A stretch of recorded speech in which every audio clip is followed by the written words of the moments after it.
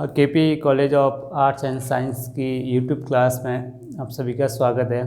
अपन जो कंटिन्यू जो टॉपिक पढ़ रहे थे, पृथ्वी की जो आंतरिक संरचना है उसके विषय में जो जानकारी के स्रोत हैं उनको देखा था। और उसके बाद में अपन जो प्रत्यक्ष अप्रत्यक्ष स्रोत है उनको देखा था। और उसके बाद में अपने जो देखा था कि पृथ्वी की जो आंतरिक परत है उनके विषय में जो विभिन्न विद्वान हैं उनका जो मत था, उनका जो व्यू था, उनका जो दृष्टिकोण था, उनको देखा था। तो उसमें सबसे पहले अपन ने देखा था स्वेज के अनुसार, फिर डाली महोदय के अनुसार, जेफरीस महोदय के अनुसार, आर्थर होम्स के अनुसार, और आज जो अपन ने देखेंगे ये चारों मत अपन ने पहले पढ़ लिए थे। स्वेज के अनुसार सियाल, सीमा और निफे। डाली के अनुसार भी अपन ने देख लिया था। जेफरीस महोदय के अनुसार भी अपन ने देख लिया था, इन्होंने 4 परतें बताई थी। आर्थर होम्स के अनुसार जो पृष्ठ तथा जो अर्ध स्तर है वो अपन ने आर्थर होम्स ने पृथ्वी की जो आंतरिक परत है उसके में 2 प्रमुख रूप से जो परतें मानी थी, एक तो क्रस्ट माना, दूसरा अर्ध स्तर माना है, तो उसको देखा था। आज जो अभी अपन देखेंगे वो वांडर जो ग्रांट है उन्होंने पृथ्वी के जो आंतरिक भाग में पाई जाने वाली जो परतें हैं उनको मूल रूप से कितने भागों में माना है, तो उनके मत को अपन यही देखेंगे। तो जो वांडर ग्रांट महोदय है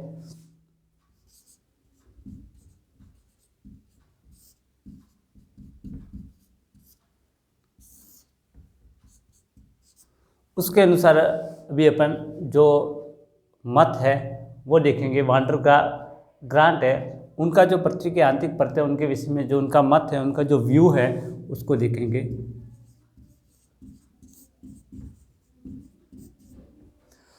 तो देखिए जो वांडर ग्रांट महोदय है इन्होंने गुटेनबर्ग तथा लिंक महोदय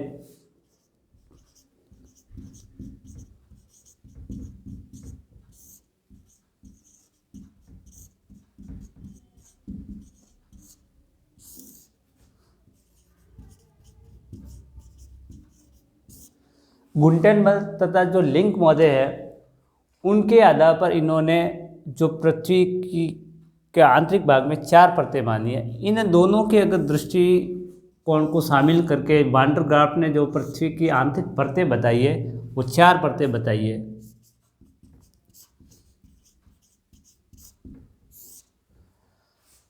यानी कहने का मतलब ये हुआ कि जो वांडर ग्रांट का जो मत है पृथ्वी की आंतरिक परतों के विषय में वो गुटेनबर्ग तथा लिंक महोदय के आधार पर इन्होंने दिया है। तो इन्होंने 4 परतें बताई है प्रमुख रूप से। तो वो जो 4 परतें हैं वो कौन कौन सी है उसको भी अपन देखेंगे।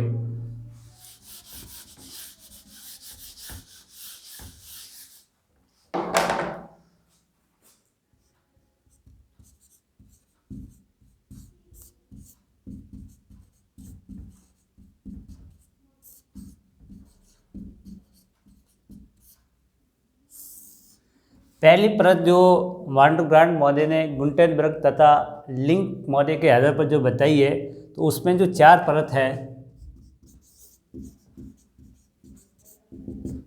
उसमें से पहली जो परत है वो है ऊपरी या सियाल या क्रस्ट।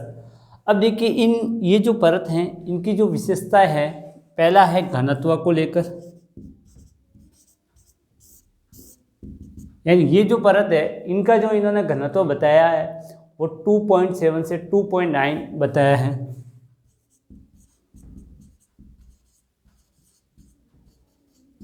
ये यानी कहने का मतलब है कि जो सियाल जो परत है, जैसे अपने स्वेज के अनुसार पढ़ा था, तो इस सिलिका तथा एल्यूमिनियम से बनी हुई है।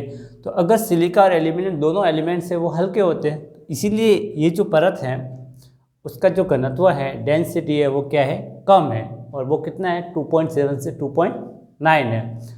अब इनकी जो मोटाई है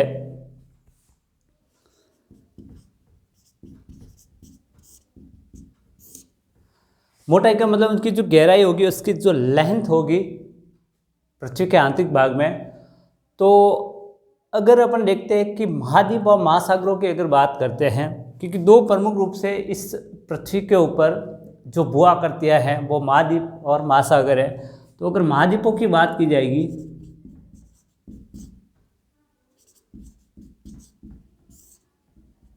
तो महाद्वीपों में इस परत की मोटाई है वो अधिक पाई जाती है और महासागरों में जो इनकी मोटाई है वो कम पाई जाती है।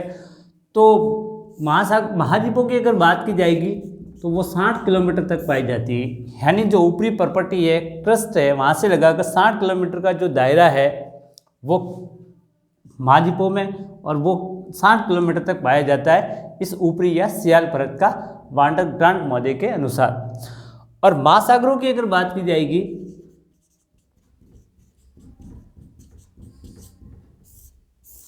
तो अलग अलग है। जो महासागर जितना गहरा होगा उतनी ही ये जो परत है वो कम मोटाई की पाई जाएगी, और जितना कम गहरा होगा उतनी ही ये परत अधिक मोटाई की पाई जाएगी। तो अगर एग्जाम्पल के लिए देखते हैं कि जो प्रशांत महासागर है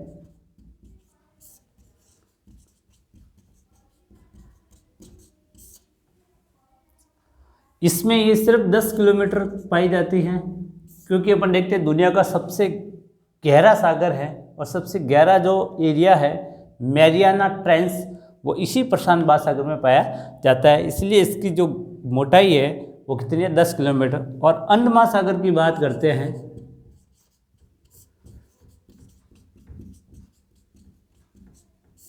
इसको अटलांटिक महासागर भी बोलते हैं। यहाँ पे ये कितनी पाई जाती है 20 किलोमीटर पाई जाती है। तो देखिए अपन ये बात समझ रहे हैं कि जो ऊपरी जो पहली परत है ऊपरी या सियाल परत है तो वो एक तो हल्के एलिमेंट से बनी हुई है, घनत्व कम होगा, और महाद्वीप और जो महासागर है उनकी गहराई है वो अलग अलग होती है। तो महाद्वीपीय भागों में इसकी जो गहराई है वो मोटाई वो अधिक है, और जैसे जैसे महासागरों में जाओगे महासागरों में भी जो सबसे ज़्यादा गहरा होगा वहाँ पे इसकी मोटाई क्या होगी उतनी ही कम होगी, और जो कम गहरा होगा उसकी मोटाई क्या होगी ज़्यादा होगी। तो ये पहली परत है। अब अपन देखेंगे दूसरी जो आंतरिक सिलिकेट तथा मेंटिल है उसको देखेंगे।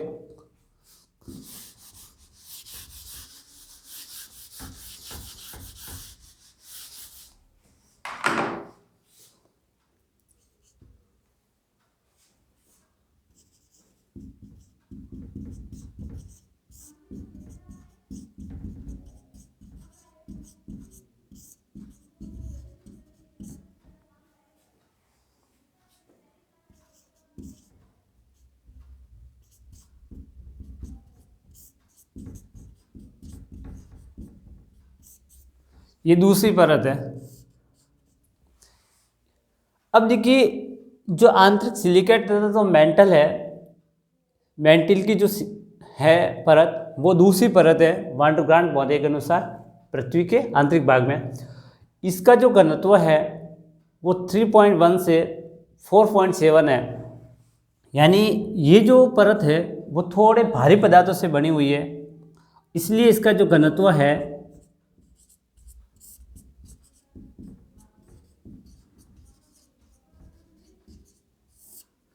और इसकी जो मोटाई है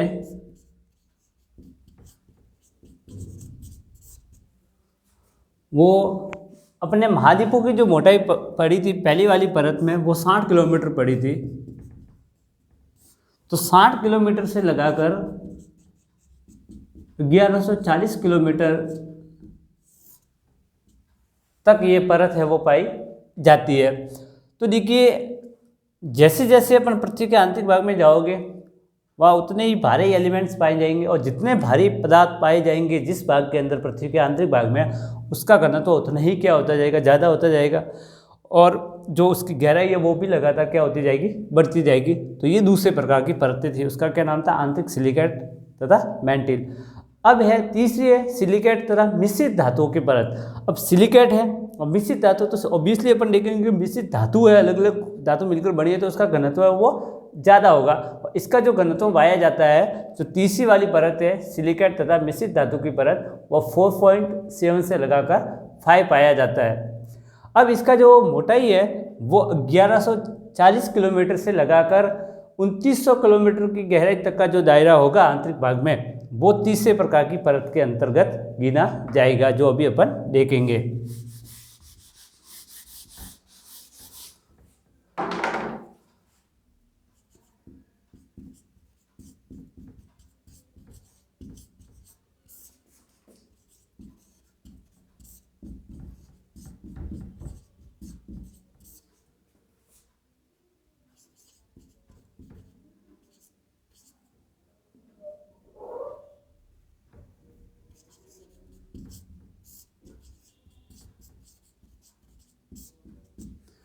अब जो देखो सिलिकेट तो पाया ही जाएगा, उसके साथ जो मिश्रित धातु है, तो मिश्रित धातु होने का इनका जो घनत्व है वो अधिक होगा।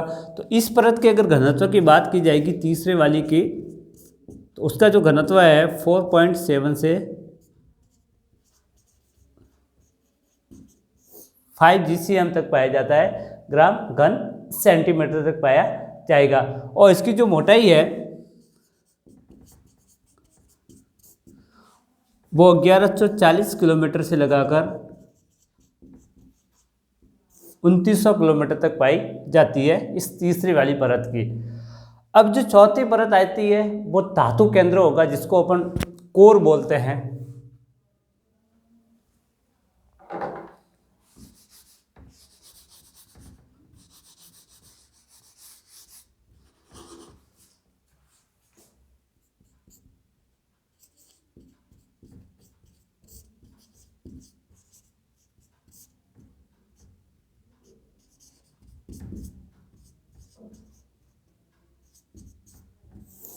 अब ये धातु केंद्र है पूर्ण रूप से धातुओं का, और स्पेशली जो भारी धातु है वो सबसे ज़्यादा यहाँ पे पाई जाती है, जैसे निकल और फेरियम पाया जाता है। जो फेरियम जो लोहे का एक ग्रुप होता है वो, और निकल भी पाया जाता है और फेरियम भी पाया जाता है।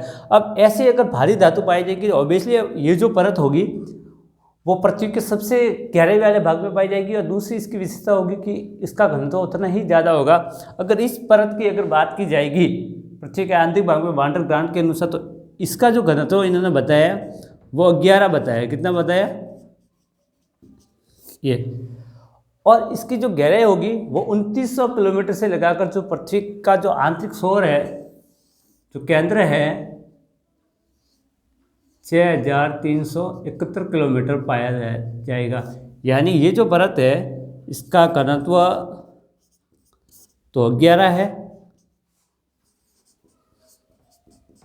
मोटाई है 2900 किलोमीटर से लगाकर 6371 किलोमीटर तक पाया जाता है। तो वांडर ग्रांट मॉडल के अनुसार ये 4 प्रकार की परतें थी। ऊपरी सियाल या क्रस्ट, आंतरिक सिलिकेट, मेंटिल, तीसरी थी सिलिकेट तथा मिश्रित धातुओं की परत, और चौथी थी धातु केंद्र या कोर वाला। तो ये हल्के पदार्थ है इसलिए इसका घनत्व कम होगा, ये थोड़े और भारी पदार्थ है इसलिए इसका और घनत्व पहले वाली से ज़्यादा, और ये इससे भी भारी धातुओं से बनी इसलिए इसका घनत्व और ज़्यादा है। और ये सबसे भारी धातुओं से बनी हुई है इसलिए इसका घनत्व वो सबसे अधिक पाया जाता है। और उनकी मोटाई भी अलग अलग है। ये वांडर ग्रांट मॉडल के अनुसार पृथ्वी के जो आंतरिक भाग में परतें पाई जाती है उसका एक वर्गीकरण था। अभी अपन देखेंगे कि जो भूकंपीय लहरें होती है, जो सिस्मिक जो वेव्स होती है, उसके आधार पर अपन देखते हैं तो पृथ्वी में 3 प्रमुख मंडल पाए जाते हैं। यानी जो सिस्मिक वेव्स होती है वो जिस गहराई पर प्रवेश होती है, कहीं पे प्रवेश होती है, क्योंकि अपन देखते हैं प्राथमिक तरंगें भी होती है, द्वितीयक तरंगें भी होती है और धरातलीय तरंगें भी होती है। तो प्राथमिक तरंगों का स्वभाव होता है, उसका नेचर होता है कि वो पदार्थ की तीनों अवस्था से विस्तरण कर सकती है। दूसरे प्रकार की वो लिक्विड के अंदर प्रवेश नहीं कर पाती है। और जो एल वेव्स होती है वो पृथ्वी के ऊपरी भाग में चलती है। तो इन जो सिस्मिक वेव्स है या भूकंपीय लहरें, उनके आधार पर अगर देखा जाएगा तो पृथ्वी के जो आंतरिक भाग में 3 प्रमुख मंडल या जोन पाए जाते हैं, उसको अभी अपन देखेंगे।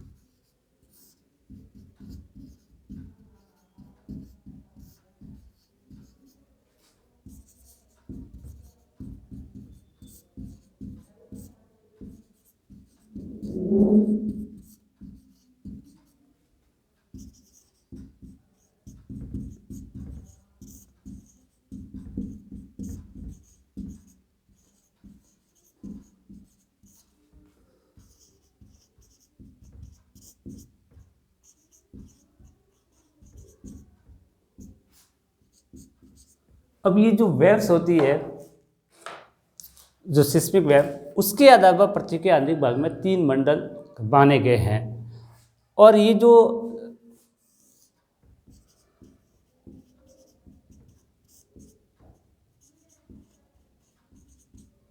ये 3 मंडल है या जो जॉन है, उसमें पहला जो मंडल माना गया है वो स्थल मंडल है, दूसरा जो माना गया है वो मिश्रित मंडल है, और तीसरा जो माना गया है वो बेरिस्फीयर है।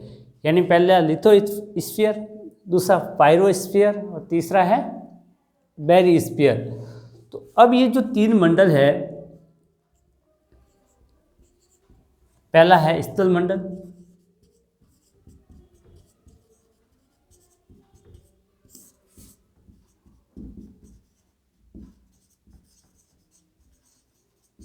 लिथोस्फीयर,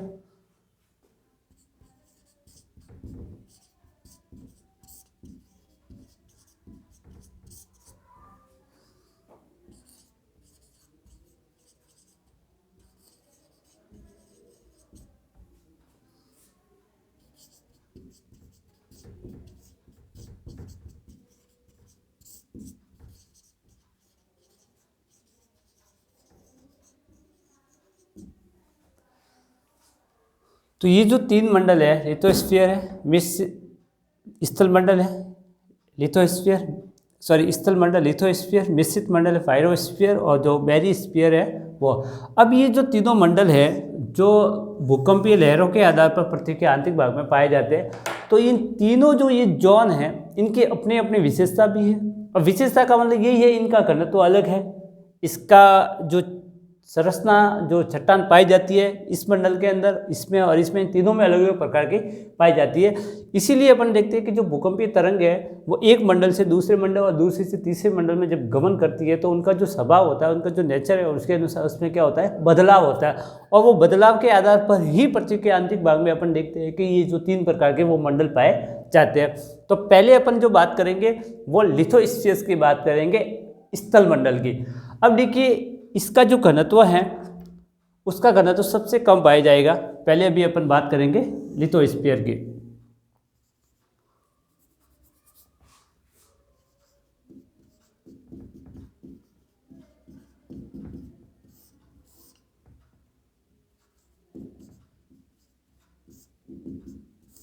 अब इसका जो घनत्व है वो 3.5 माना गया है।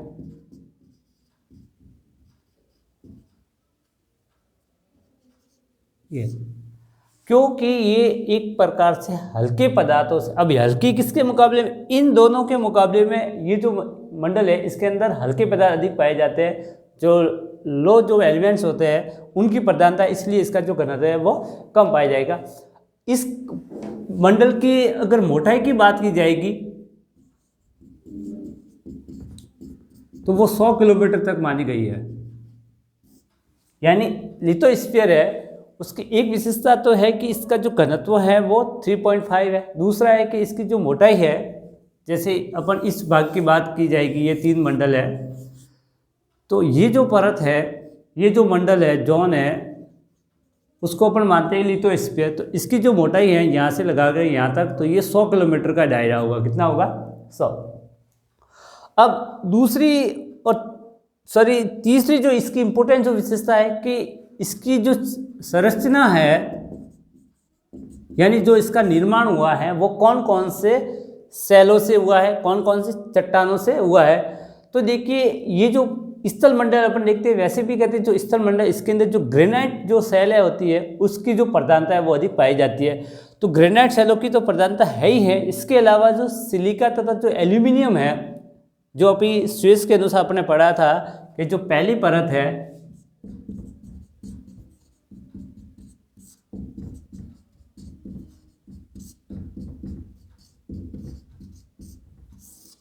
तो जो सियार है वो जो स्थल मंडल लिथोस्फीयर है, इसमें सेल तो पाई जाती है, वो ग्रेनाइट सेलों की प्रधानता पाई जाती है। और जो इसके अलावा जो प्रमुख रूप से एलिमेंट पाए जाते हैं वो सिलिका तथा एल्यूमिनियम भी पाया जाता है। और सिलिका तथा एल्यूमिनियम जैसे पदार्थ पाए जाने के कारण ही इसका जो घनत्व है वो क्या है, इन दोनों के मुकाबले में क्या है, कम पाया जाता है। आई बात समझ में? अब देखिए जो दूसरा जो मंडल है मिश्रित मंडल, जिसको अपन पायरोस्फीयर बोलते हैं, इसका जो घनत्व है इसके मुकाबले में ज़्यादा है, क्योंकि इसके मुकाबले में इसमें भारी पदार्थ है वो अधिक पाए जाते हैं। जैसे अपन सीमा में देखा था तो सिलिका तथा मैग्नीशियम पाया जाता है। तो जो Cl है, सिलिका तथा एल्यूमिनियम की तुलना में जो दूसरी परत है सीमा, उसका घनत्व क्या होगा, ज़्यादा रहा। उसी तरह से यहाँ पे भी अगर बात की जाएगी इस मंडल की, तो इसका जो घनत्व है सेकंड वाले का अधिक है और वो 5.6 GCM पाया जाता है। किसकी, कौन सी परत का अपन बात कर रहे हैं, सेकंड वाले की मिश्रित मंडल की, जो भूकंपीय लहरों के आधार पर पृथ्वी के आंतरिक भाग में पाई जाती है। और इसकी जो मोटाई है वो 100 किलोमीटर, क्योंकि इसका जो परिधि है वो खत्म हो रही है, वो 100 किलोमीटर में हो रही है। तो 100 किलोमीटर से लगाकर 2880 किलोमीटर का जो दायरा है,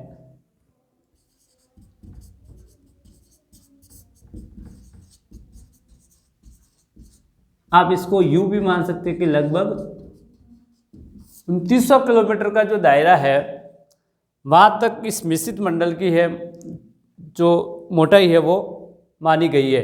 यानी एग्जैक्टली तो कितना है, 2880, इसको अपन आप ऐसे राउंड फिगर काउंट करें तो वो लगभग 2900 किलोमीटर के आसपास बैठता है।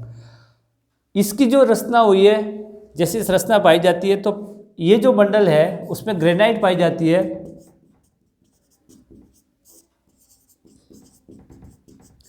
उसी तरह से ये जो मंडल है इसके अंदर बेसाल्ट शैलें पाई जाती है। कौन सी पाई जाती है,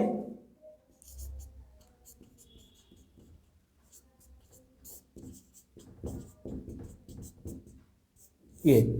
तो पहले वाले में ग्रेनाइट शैलों की प्रधानता है और सिलिका तथा एल्यूमिनियम भी पाया जाता है। इसके अंदर बेसाल्ट शैलें वो अधिक पाई जाती है और इसका घनत्व कितना है, 5.6 है। और इसकी जो मोटाई है वो कितनी है, 100 किलोमीटर से लगाकर आप 2900 किलोमीटर तक इसको एग्जैक्टली मान सकते हैं। अब तीसरा जो मंडल है बैरिस्फीयर है, इसका घनत्व इन दोनों से और ज़्यादा है। और जो तीसरा जो बैरिस्फीयर है, इसका जो घनत्व माना गया एग्जैक्टली वो है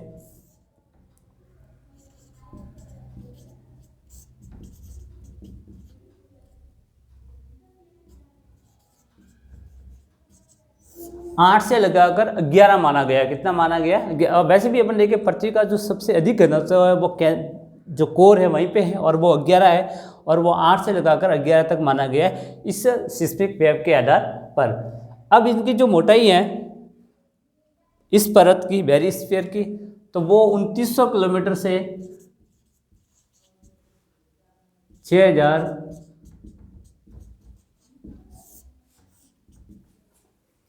6371 किलोमीटर मानी गई है। जैसे ये 100 किलोमीटर के दायरा है, उसी तरह से ये 100 से लगाकर ये कितना हो जाएगा 2880, और 2880 से ये जो केंद्रीय भाग है वो कितना हो जाएगा 6371 किलोमीटर वाला भाग। तो ये जो पहला मंडल है ये स्थल मंडल हो जाएगा, दूसरा है वो मिश्रित मंडल है,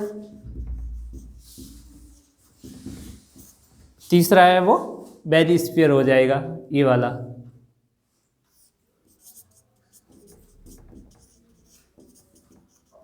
ये तो लिथोस्फीयर, पायरोस्फीयर और बैरिस्फीयर। अब देखिए इसका घनत्व 11 है, तो इसकी जो रचना हुई है या इसकी जो बनावट है उसके अंदर निकल तथा लोहा जैसी धातु है, भारी धातु, उसकी प्रधानता यहाँ पे ज़्यादा है। इसलिए जो बैरिस्फीयर है इसका घनत्व वो 11 तक माना जाता है। तो सिस्मिक वेव के आधार पर पृथ्वी के आंतरिक भाग में 3 मंडल अगर कहे जाएंगे तो वो कौन सा होगा, लिथोस्फीयर होगा, पायरोस्फीयर होगा और बैरिस्फीयर होगा, जिसका अलग अलग अपने वर्गीकरण है वो देखा। अब पृथ्वी की जो आंतरिक परतों के विषय में विभिन्न विद्वानों की जो मत थे, उसके बाद अपन एक देखते हैं कि जो रिसेंट मत है, जो आधुनिक मत माना जाता है, और इन सभी मतों को अपन एक सार रूप में देखते हैं, एक एनालिसिस करने के बाद देखते हैं तो एक कॉमन रूप से जो सर्वमान्य जो पृथ्वी के आंतरिक भाग के विषय में जो मत है वो है आधुनिक मत, और जिसके अंतर प्रमुख रूप से पृथ्वी के आंतरिक भाग में 3 परतें प्रमुख रूप से मानी गई है। पहली जो है वो क्रस्ट है, दूसरी मैंटिल है और तीसरा है कोर वाला है। तो ये जो मैंटिल, क्रस्ट, मैंटिल तथा कोर का जो वर्गीकरण है वो पृथ्वी के आंतरिक परतों के विषय में आधुनिक मत के अंतर्गत गिना जाएगा। तो उसको अभी अपन पढ़ेंगे, और वो ये मत पढ़ने के बाद अपन देखेंगे ये जो पृथ्वी के प्रतीक की आंतरिक संरचना का जो टॉपिक है वो अपना समाप्त भी हो जाएगा। तो अभी अपन उसको देखेंगे।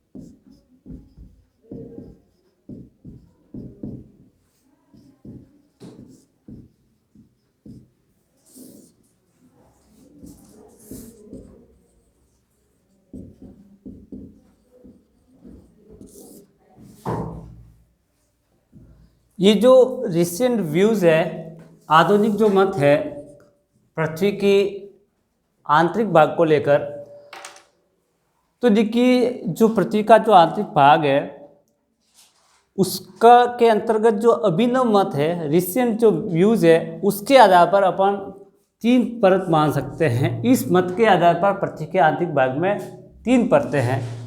पहली है क्रस्ट, दूसरी है मैंटिल, तीसरी है कोर।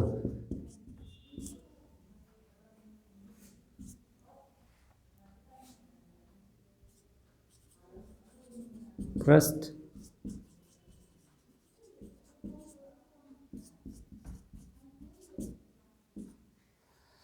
ये जो क्रस्ट, मैंटिल तथा कोर का जो वर्गीकरण है वो आधुनिक वर्गीकरण माना जाता है। और जितने भी वर्गीकरण अपने पहले पढ़े हैं विभिन्न लोगों के आधार पर, तो उसमें से सबसे विश्वसनीय माना जाता है वो यही आधुनिक मत है, वो माना जाता है। अब देखिए जो ये क्रस्ट है, मैंटिल है तथा जो कोर है, इनकी अपनी अपनी अलग अलग विशेषताएं हैं। तो एक डायग्राम के तौर पर अगर देखा जाएगा,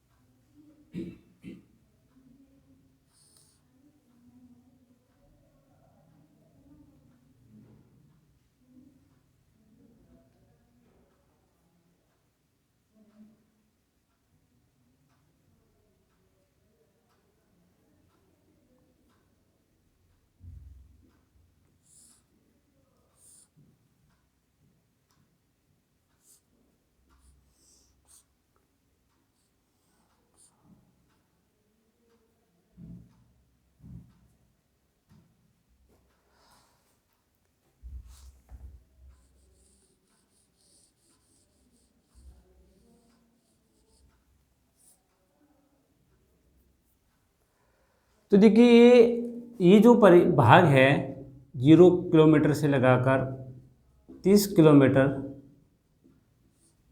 सबसे ऊपरी भाग है। ये 100 किलोमीटर का जो दायरा है वो है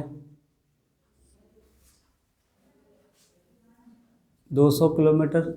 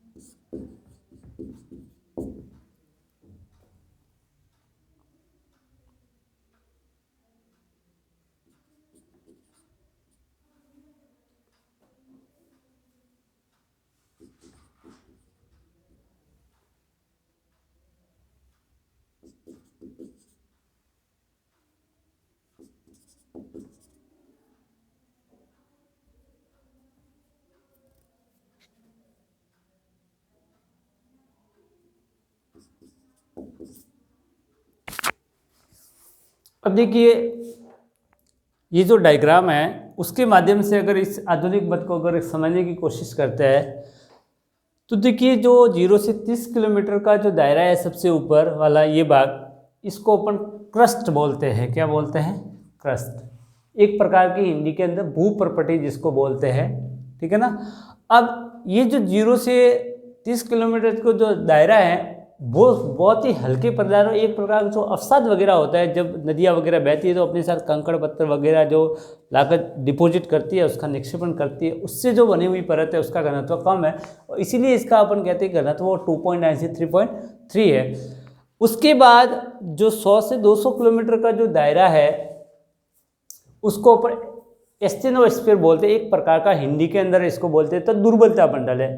जो मैग्मा चैम्बर की अगर बात करते हैं अपन कि जब ज्वालामुखी का विस्फोट होता है उस समय जो लावा या मैग्मा जहाँ से बाहर निकलता है तो वो जो दायरा होगा, वो जो भाग है वो एस्टेनोस्फीयर ही माना जाता है, दुर्बलता मंडल। और इसकी जो मोटाई है पृथ्वी के आंतरिक भाग में वो 100 किलोमीटर से लगाकर 200 किलोमीटर की जो परिधि है वहाँ तक माना जाता है।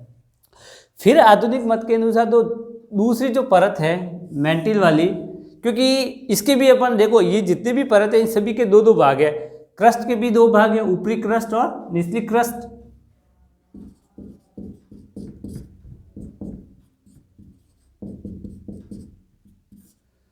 मैंटिल है, इसके भी दो भाग है, ऊपरी मैंटिल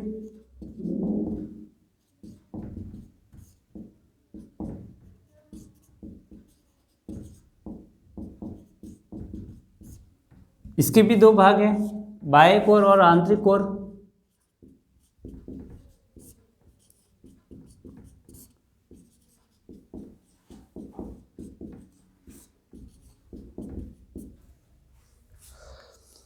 तो देखिए जो दूसरी परत है मैंटिल है वो 200 किलोमीटर से स्टार्ट होती है और लगभग 2900 किलोमीटर तक पाई जाती है।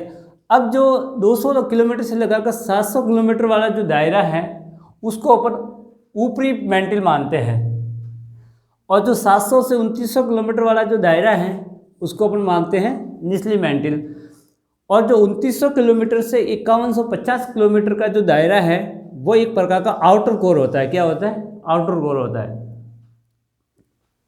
और जो 5150 से लगाकर 6371 किलोमीटर जो पृथ्वी के आंतरिक भाग में अंतिम बिंदु है वो इनर जो कोर होगा वो 6371 किलोमीटर। अब देखिए इनके जो घनत्व की अगर डेंसिटी की बात की जाएगी तो जैसे जैसे पृथ्वी के आंतरिक भाग में अपन जाते हैं, चाहे वो ऊपरी क्रस्ट की बात की जाए, निचली क्रस्ट की बात की जाए, ऊपरी मैंटल, निचली मैंटल, आउटर कोर और इनर कोर है, इनकी अगर बात की जाएगी तो जैसे जैसे पृथ्वी के आंतरिक भाग में जाओगे तो उसके जो पदार्थ है उनका जो एलिमेंट्स है उसमें भारीपन आता जाता है, भारी होते जाते हैं। और जैसे जितने पदार्थ भारी होंगे उतना पृथ्वी का जो आंतरिक भाग में जाने पर जो घनत्व है वो क्या होता जाएगा?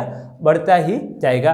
तो एक एक करके जो अभी अपन है वो पढ़ेंगे। इस डायग्राम के द्वारा आप आसानी से इस चीज़ को समझ सकते हैं। अब देखिए जो सिस्मिक वेव है अपन देखते हैं कि उनका जो मार्ग होता है वो वक्राकार होता है। क्या होता है? क्योंकि वो एक सीधे मार्ग का अनुसरण नहीं करती, अपन देखा था। क्योंकि उस जो वृष्टि छाया क्षेत्र बोला था भूकंप की दृष्टि से, उसकी एक विशेषता थी कि जो सिस्मिक वेव होती है, जो भूकंपीय तरंगें होती है, प्राथमिक है, द्वितीयक है और एल प्रकार की है, धरातलीय, उनका अपना एक नेचर होता है कि वो अलग अलग पदार्थों से गमन करती है उनके स्वभाव के अनुसार। तो जैसे ही भूकंप की उत्पत्ति होती है तो जो तरंगे है वो सीधे मार्ग का अनुसरण नहीं करती है, वो वक्राकार हो जाती है, उस पर मुड़ाव आ जाता है। तो ये मूर्ति क्यों है? क्योंकि आंतरिक भाग के अंदर विभिन्न घनत्व वाली जो परतें हैं वो पाई जाती है। तो देखिए जो सबसे पहले 1909 में अगर बात की जाएगी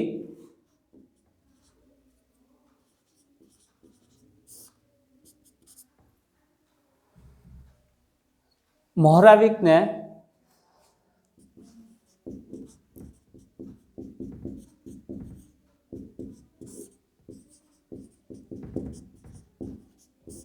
महोदय ने खोज की थी। सबसे पहले मोहराविक महोदय ने 1909 में खोज करके ये बताया था कि पृथ्वी की जो दो परतें हैं, क्रस्ट और मैंटिल, और ये वाली, अब स्पेशली जो निचली क्रस्ट तथा ऊपरी क्रस्ट है ऊपरी मेंटिल, सॉरी, निचली क्रस्ट तथा ऊपरी मेंटिल के मध्य है और इसकी जो मोटाई है वो 30 से 35 किलोमीटर पाई जाती है। तो अब ये जो 1909 में इनकी खोज हुई थी, मोराविक महोदय के अनुसार उन्होंने ये बताया कि वो एक प्रकार की असमर्थता होती है, डिसकंटिन्यूटी होती है। अब ये जो डिसकंटिन्यूटी है वो क्यों होती है, तो देखिए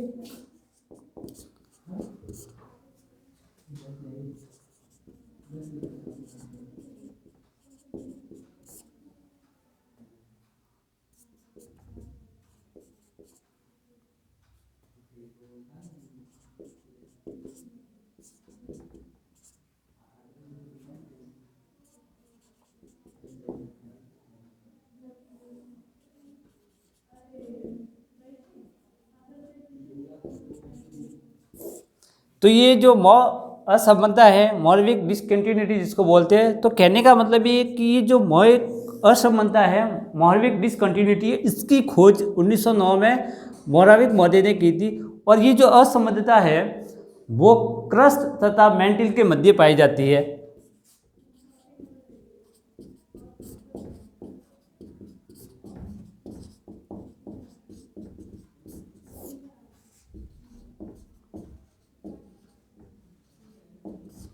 और इसकी जो मोटाई है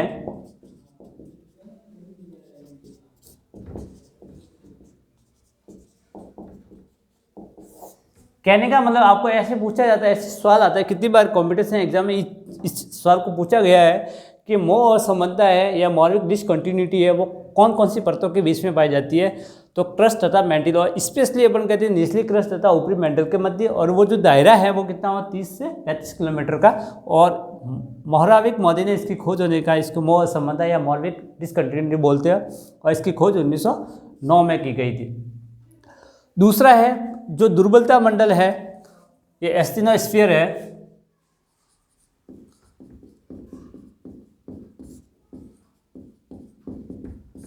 तो ये 100 से 200 किलोमीटर के बीच पाया जाता है।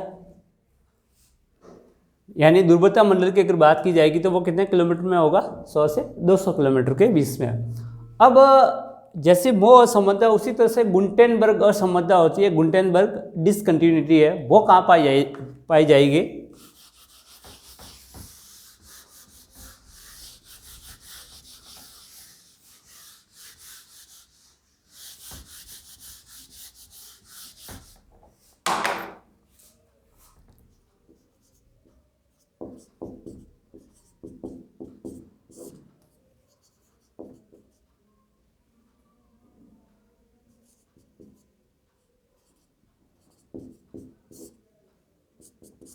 अब ये जो गुंटेनबर्ग असमता है या गुंटेनबर्ग जो डिसकंटिन्यूटी है वो 2900 किलोमीटर का जो दायरा है, ये वाला जो 200 किलोमीटर से लगाकर, यानी जो एस्टेनोस्फीयर है, दुर्बलता मंडल है, उसको निकालने के बाद तो 2900 किलोमीटर से लगाकर जो 5150 किलोमीटर, अपन यूँ कह सकते हैं कि निचली मेंटल तथा जो बाह्य कोर है उसके बीच का जो दायरा है, यानी मेंटल तथा कोर वाला जो भाग है, इसके बीच में गुंटेनबर्ग डिसकंटिन्यूटी है वो पाई जाती है।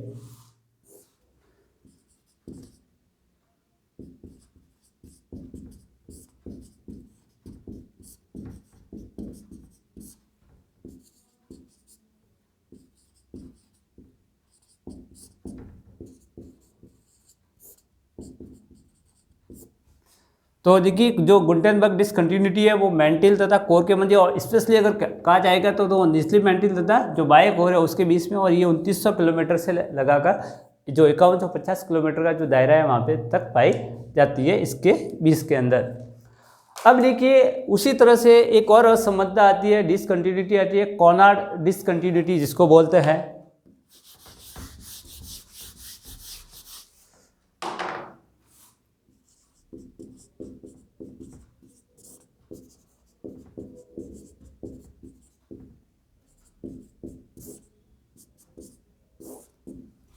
ये जो डिसकंटिन्यूटी है, कॉर्नर असमता है, वो जो आउटर कोर तथा जो इनर कोर है, कहने का मतलब जो बाह्य कोर तथा आंतरिक भाग हैं वहाँ पे ये पाई जाती है।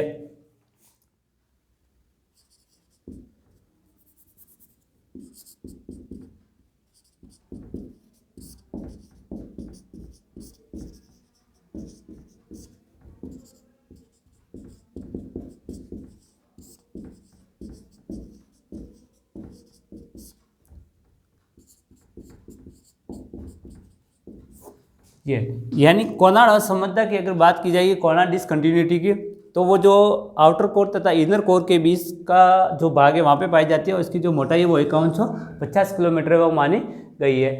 अब देखिए एक और असमता की अगर बात की जाएगी, रैपिटी असमता।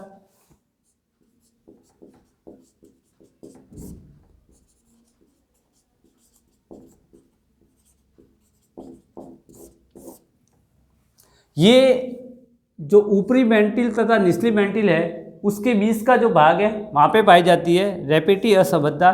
तो कहने का मतलब है कि ऊपरी तथा जो निचली मेंटिल है उसके मध्य जो असमता पाई जाती है वो रैपिटी है। कौन सी है?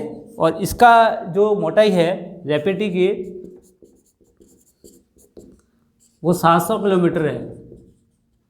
ये यानी जो रैपिटी असमता है वो ऊपरी मेंटिल तथा निचली मेंटिल के बीच का जो दायरा है वहाँ पे पाई जाती है और ये 700 किलोमीटर की मोटाई पे पाई जाती है। और कोनार असमता है वो बाह्य कोर तथा आंतरिक कोर के बीच पाई जाती है, वो 5150 किलोमीटर के बीच में पाई जाती है।